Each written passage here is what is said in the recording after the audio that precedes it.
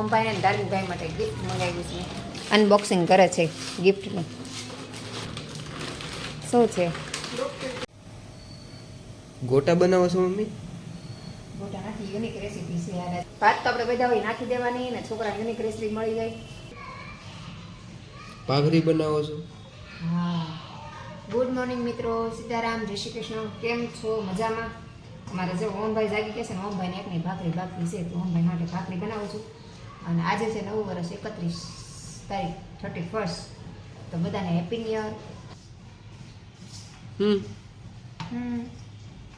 અને છે ને મેં નવા કપડાં પહેર્યા છે. આ ગાઉન છે ને મેં હું લઈ આવ્યા હતા દુબઈ ગયા ને ત્યારે, પણ મેં પછી મૂકી દીધું હતું સાચવી. પછી કાલે સુટકેસ ખોલતી હતી તો યાદ આવ્યું તો મેં લાયા છે 9 વર્ષ ને તો આજે જ પહેરી લઉં, મદદ કરી નાખું. ઘણા વર્ષ થઈ ગયા, આમ તો 10-15 વર્ષ જેવું થઈ ગયું આ ગાઉન લઈ આવ્યા, પણ સાચવીને મૂકી દીધું હતું. તો આજે કાઢ્યું. ત્યાં થોડીક જાડી હતી ને તો થોડુંક ફિટિંગ આવતું હતું ને તો મને થોડુંક ફિટિંગ કપડાં ન ગમે એટલા બધા. આજે થોડુંક માપે થઈ રહેશે તો પહેર્યું. તો હાલો આપણે ઓમભાઈ માટે ભાખરી બનાવી નાખી, ઓમભાઈ નાસ્તો આપી દઈએ અને કામકાજ છે અડધું ખીસણ અડધું બાકી છે. મેં છે ને ઓમને ધાર્મિક ખાટું કંઈક મંગાવ્યું છે, તો એમેઝોનમાંથી મંગાવ્યું છે. તો કુરિયરવાળા ભાઈ આવી છે, હાલત મને બતાવી નીચે ઊભા છે. અને ધમુભાઈ નીચે આવે છે ને તો આરો લેતો આવે તો ધમુ ગયો છે લેવા. નીચે જો કુરિયરવાળા ભાઈ આવી ગયા છે. મેં એક પાર્સલ મંગાવ્યું છે. તો એ મંગાવ્યું છે ધાર્મિકભાઈ માટે સરપ્રાઈઝ. ઓમભાઈ માટે જ્યાં મેં છે ને મંગાવ્યું એમ જ નથી બતાવવાનું. હાલો ખોલીએ આપણે. તો ઓમને ધાર્મિક બે માટે સરપ્રાઈઝ છે. મેં હું મંગાવ્યું છે ને ઓમને ધાર્મિકને બતાવી. એની ફેવરેટ વસ્તુ છે.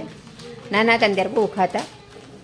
તો અમારો ઓમભાઈ ખોલે છે, અનબોક્સિંગ કરે છે ગિફ્ટનું. અમારા ઓમભાઈ અને ધાર્મિકભાઈ માટે ગિફ્ટ મંગાવ્યું છે. જો શું છે? ટાંટાણાન કેલોક્સ. આને શું કહેવાય? ખાલી કેલોક ચોક, ઓલો કેલોક ચોક. અને આને શું કહેવાય? બોલ. હું નાટક કંઈક અલગ મંગાવ્યું છે. ઓમ ધાર્મિક નાના હતા ને કેલોક ચોક બહુ ખાતા હતા. મોટા થઈ ગયા તમે થોડુંક એના માટે અલગ મંગાવ્યું. પહેલી વાર જ મંગાવ્યું છે આવું. તો જાવું કંઈક મંગાવ્યું છે. 25 રૂપિયાનું. હા, એમાં થોડુંક ઓલું છે, જામ આવું બધું હોય એટલે મેં મંગાવ્યું છે. તો ચાલો અમારા ઓમભાઈને ધાર્મિકભાઈને તો કેવું લાગે ખુશભાઈ? કેવું છે ગિફ્ટ? સારું. જો બે ભાઈ ટેસ્ટિંગ કરે છે. કેવું છે ઓમ? ભાવે એવું છે? અંદર સીડ્સ ને એવું બધું હોય છે. ઓલા બી આવે ને ઓલાના શું કહેવાય તરબૂચના બી ને એવું બધું છે. જો આ રીતનું છે. ભાઈ ને ધમુ તને દે. હવે ધમુને તો સારું જોઈએ. એ બે ભાઈનું ફેવરેટ છે. આ પહેલાં નાના હતા ત્યારે કેલોક ચોકો ખાતા, મતલબ ચોકલેટવાળા આવે ને. આ વખતે મેં થોડુંક અલગ મંગાવ્યું. હું ધાર્મિક ભાઈને હમણાં વાંચવાનું પ્રેશર હોય તો નાસ્તા પાણીનું કાંઈ હરખું ગતો નથી. મેં જાઉં થોડુંક મંગાવું તો થોડુંક ભરપેટ ખાઈ લે. તો ચાલો એ બે ખાય, સરસ ખાઈ આવડી જશે. એ બે જોઈ લીધું. અને મારે બપોરની રસોઈની તૈયારી કરવાની છે. અને અત્યારે 12:15 થઈ ગયા છે. તો ચાલો આપણે ફટાફટ રસોઈ બનાવી નાખીએ. હવે હું છે ને અત્યારે વેસ્ટમાંથી બેસ્ટ રેસીપી બનાવું છું કંઈક. તો એમાં એવું છે, વેસ્ટમાં એવું છે, ભાત કાલના થોડાક પડ્યા 1 વાટકો. જો નીચે ભાત છે, વાઈટ દેખાની ભાત છે. અને 2 ગાજર પડ્યા હતા. તો ગાજરને મેં ઝીણા ઝીણા ક્રશ કરી લીધા. અને આદુ મરચાં અને લસણની પેસ્ટ છે. અને આટલી કોબી પડી, મતલબ બધું થોડું થોડું પડ્યું. તો આવું વેસ્ટેડ નો શાક થાય, નો સલાડ થાય એવું થોડું થોડું પડ્યું છે. તમે એવું કંઈક યુનિક રેસીપી બનાવી. હું બનાવું છું કંઈ આઈડિયા નથી, પણ બનાવવાનું ટ્રાય કરું છું કંઈક નવું. તો આ કોબીની ખમણી નાખીશ. ગાજર તો ખમણી નાખ્યા. આદુ મરચાંની પેસ્ટ લઈ લીધી. કોબી લઈ લઈશું. પછી થોડુંક કેપ્સિકમ લઈ લઈશું. આ બધું પહેલાં સુધારી લઈએ અને ક્રશ કરી લઈએ. પછી આગળ કંઈક પ્લાન કરું હું બનાવું એનું, હું નામ દઉં. એ નામની મને ખબર ન હોય, બનાવું પછી જ ખ્યાલ આવે. તો તમે આવું વેસ્ટમાંથી બેસ્ટ કંઈ બનાવો છો કે નહીં મને કમેન્ટ કરી જણાવજો. હું તો આવું નવું કંઈક નવું ટ્રાય કર્યા કરું. હું વેસ્ટમાંથી બેસ્ટ રેસીપી કેવી રીતે બનાવું છું હું તમને હારા બતાવીશ. તો પહેલાં તમે કઈ કઈ વસ્તુ લીધી તમને બતાવી દીધું. કોબી નાખી દીધી અને કેપ્સિકમ નાખી દીધું. અને થોડોક 2 ચમચી કોર્નફ્લોર લીધો છે. હવે આપણે છે ને સ્વાદ પ્રમાણે નમક એડ કરશું આમાં. તો આ સ્વાદ પ્રમાણે નમક લઈ લીધું. આ છે પેપ્રિકા, રેડ પેપ્રિકા, થોડીક એ એડ કરશું. આનો ટેસ્ટ સારો આવે, મતલબ આપણે તીખાશની સાથે સાથે થોડુંક આ ટેસ્ટ સારો આવે. પછી છે ઓરેગાનો. આ ઓરેગાનો છે. મારા છોકરાને ઓરેગાનો ફ્લેવર બહુ ગમે એટલે થોડુંક ઓરેગાનો એડ કરીશ. અને હવે આને છે ને આપણે મસળીને સરખું મિક્સ કરી લેવાનું છે. તો ચાલો હું પહેલાં મિક્સ કરું પછી બતાવીશ. તો બધું સરસ રીતે મિક્સ કરી લીધું છે ને. આમાં છે ને મેં 2 ચમચી કોર્નફ્લોરની સાથે છે ને અડધો વાટકો, મતલબ કે નાનો વાટકો આવે ને લગભગ 7-8 ચમચી જેટલો ચણાનો લોટ, ચણાનો નહીં, બાજરાનો લોટ લીધો છે જો. અને હવે છે ને આપણે અપ્પમની પેન લઈ લીધી છે, મતલબ આપણે ગોપગોટોય કહી, ગપગોટાની પેન કે જો આવી રીતે આવે પેન. આ પેન છે મારી પાસે. તો મેં વિચાર્યું કે છે ને રાઈસ બોલ બનાવું. આપણે રાઈસ તો નાખ્યા જ છે, એમાં ભાત તો નાખ્યા જ છે, તો રાઈસ આટા બોલ્સ બનાવી નાખીએ. તો ચાલો ટ્રાય કરીએ ને. જો આ રીતે બનાવ્યું છે, નીચે થોડુંક તેલ નાખ્યું છે. હવે આપણે ઉપર રીતે જો આવી રીતે તેલ લગાવી દઈશું બ્રશની મદદથી આવી રીતે. પછી આવી રીતે આમ ફેરવી દઈશું. આમ જો નીચે શેકાઈ ગયા છે. જો આ રીતના થઈ જશે મસ્ત. નીચે તેલ લગાડ્યું છે આપણે. તમને વધારે તેલ ગમે તો લગાડી શકો તેલ, અને મને છે ને બહુ તેલવાળું છોકરાને નથી ગમતું, એટલે અમે છે ને ઓછું તેલ વાપરીએ આ રીતે. તો બની જાય ને પછી હું તમને બતાવીશ કઈ રીતના બનાવ્યા, બરાબર. ગોટા બનાવો છો મમ્મી? ગોટા નથી, યુનિક રેસીપી છે. આ ટેસ્ટ કરીને કહેવાનું છે કેવું પીવું એમ. મસ્ત મજાનું બનાવ્યું છે, એકદમ હેલ્ધી અને ટેસ્ટી. હેલ્ધી 100%. કાંઈ ખોટું નહીં. હાલો આપણે જો રાઈસ બોલ બની ગયા છે, મતલબ રાઈસ આટાનું નામ દેવું પડશે મારે, હું બનેલું છે.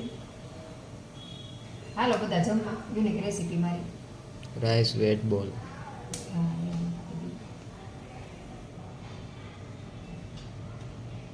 ટેસ્ટ કરી પછી મને કહેજે કેવું બન્યું. ધાર્મિક કેવું લાગ્યું સરપ્રાઈઝ? ખાવા તો દે.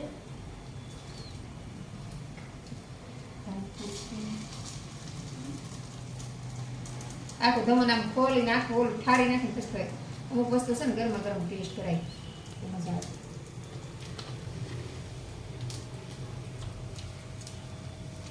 મસ્ત એકદમ ક્રિસ્પી બન્યું છે.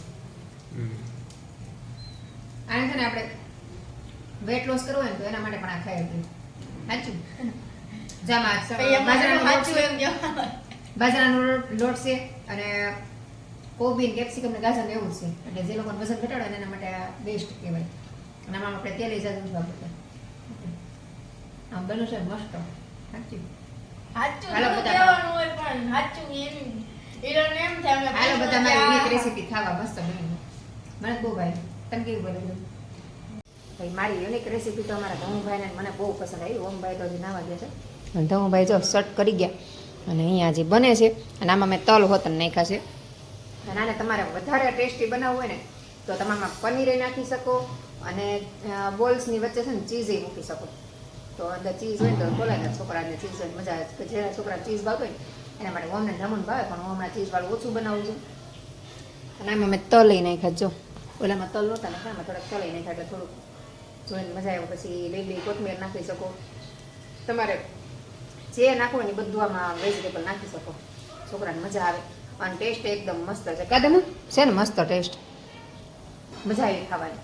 અને 1 વાટકો ભાત લીધા હતા, 1 કેપ્સિકમ, 2 મોટા ગાજર હતા, થોડી કોબી મેં તમને બતાવી એટલી, અને બીજું શું નાખ્યું? આદુ, મરચાં અને લસણ અને ઓરેગાનો, પેપ્રિકા એટલું નાખીને બનાવ્યું છે. ને અડધો વાટકો બાજરાનો લોટ, મતલબ કે 50 ગ્રામ કે 100 ગ્રામ લોટ હશે એટલું, અને 2 ચમચી કોર્નફ્લોર એટલે નાખ્યો કે ક્રિસ્પી બને, કડકડીઓ બને તો ખાવાની મજા આવે. તો તમે પણ એકવાર ટ્રાય કરજો. છોકરાને ખબર નહીં પડે કે આ વધેલા ભાતમાંથી રેસીપી બનાવી છે. ભાત તો આપણે બધા હોય નાખી દેવાની ને છોકરાને યુનિક રેસીપી મળી જાય. અને મને છે ને આવું નવીન નવીન રેસીપી બનાવી બહુ ગમે. તો ચાલો આપણા બોલસે તૈયાર થઈ ગયા છે. તો હવે આપણે જમી લઈએ. જો તમે ઓછા તેલમાં તળી શકો, છૂટું તેલ મૂકીને તળી શકો, અને હાવ તેલ વગરે તે ખાલી શેકીને ખાઈ શકો ને તોય મજા આવશે. આજે છે ને બપોરે કેવું છે ખબર છે? ઓલું કુરિયર આવ્યું, પછી ઓમને ધાર્મિક કુરિયર જોતા હતા તો હું કંઈક વાત કરતી હતી ને વાત કરતી કરતી પાછળ હાલવા ગઈ ને તો ધડાંગ દઈને પડી. એમના ઓધમનું દફતર પગમાં આવ્યું ને તો ગઈ. તે છે ને અહીંયા દુખે છે, બોલો આઈટમ ફ્રેક્ચર થઈ ગયો ને એવું લાગે છે. એવો હાથ દુખે છે, આમ હાથ ઊંચો કરું ને તો દુખે છે, એવું થાય છે. એમ થાય કે ફ્રેક્ચર આવી ગયું છે, હવે જોવું જશે. અને એમાં આ શિયાળો છે ને થોડુંક વધારે કેવડાવે, વધારે દુખે. અને મેં ઓલા હમણાં ગયા અને મેં જો ગોળ તપાવવા મૂક્યો હતો. તડકો તો વયો ગયો પણ ગોળ એમને છે. કેમ કે શિયાળામાં જ ગોળ તપાવવાનું હોય. શિયાળામાં 10-15 દિવસ સુધી ગોળ છે ને એવી રીતે તપાવીશ ને ઉપર નીચે ગોળને કર્યા કરીશ એટલે ગોળ છે ને એકદમ સરસ કડક થઈ જાય એટલે છે ને આખું વરસ કાંઈ ઉપાધિ નહીં કેમ કે આખું વરસ આ ગોળ રાખવાનું હોય. તમે ભરો કે નહીં આવી રીતે ગોળ કહેજો. અને મારો કપડાં લેવાના બાકી છે હજી કેમ કે આજ મોડા વીકવાતા જો સવાર પાણી વહી ગયું હતું તો કપડાં મોડા વીકવાતા હતા. હાલો મોડા કપડાં મોડા આવડી કપડાં લઈ લઈ અને હંકેલ નાખી અને સાંજે કંઈક બહાર જવાનું વિચારશે કે આજે 31st છે તો દર વખતે ન જાય કે મેહુલનો મન હોય તો જાય એવું છે તો સાંજે મેહુલ કંઈ કોકને નહીં જાય તો લઈ જશે બહાર જોઈએ. હાલો અત્યારે કામ કરી નાખી અને અહીંયા આજે દવાખાને બતાવવા જવું પડશે. વાત દુખે છે હવે ફ્રેક્ચર ન થઈ ગયું હોય તો સારું.